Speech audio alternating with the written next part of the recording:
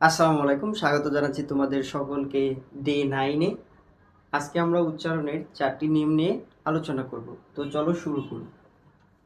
যদি কোনো ওয়ার্ডে আমরা ই এই এবং তারপরে যদি আমরা কি পাই, আর পাই। কি বললাম? যদি কোনো ওয়ার্ডে ই এই এবং তারপর যদি আর পাই এবং আরটা যদি কি হয়, শেষ বর্ণ হয়, তাহলে এটার উচ্চারণ হবে কি বলতো? ইয়া। এই যে ই এ থাকবে, এটার উচ্চারণ হবে কি বলতো? ইয়া। এখন দেখো কি থাকবে, ই এই থাকবে এবং কি তারপর আর আরটা কোথায় থাকতে হবে বলতো? শেষ বর্ণ, মানে ওই ওয়ার্ডের শেষ বর্ণ হতে হবে। তখন উচ্চারণ হবে কি বলতো? ইয়া। যেমন দেখো, তাহলে দেখো এখানে কি আছে? বেয়ার। কি? বেয়া। বেয়া। বেয়া। আমরা জানি আরটা যদি শেষে থাকে তাহলে সেটা কি উচ্চারিত হয় না, তাহলে হবে কি? বেয়া। এরপরে দেখো ফেয়া। কি? ফিয়া।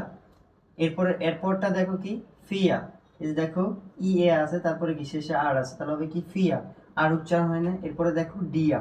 বুঝতে পেরেছো এই নিয়মটা? এরপরের নিয়মে দেখো, যদি ডাবল ই থাকে, কি থাকে?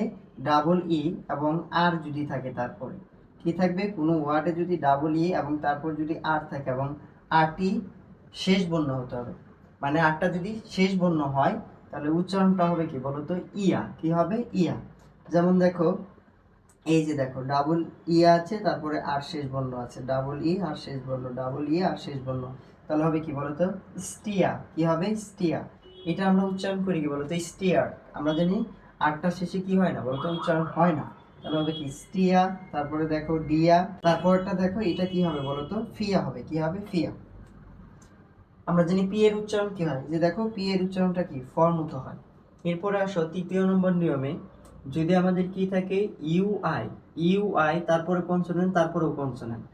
আমরা জানি সি মানে হলো কি এখানে বলতো? কনসোনেন্ট। তাহলে ইউ আই থাকবে, তারপরেও যদি কনসোনেন্ট থাকে, তারপরেও যদি কি কনসোনেন্ট থাকে, মানে পরপর কি থাকবে? কনসোনেন্ট যদি থাকে তাহলে উচ্চারণটা কি হবে বলতো? রস্যই হবে। কি হবে? রস্যই।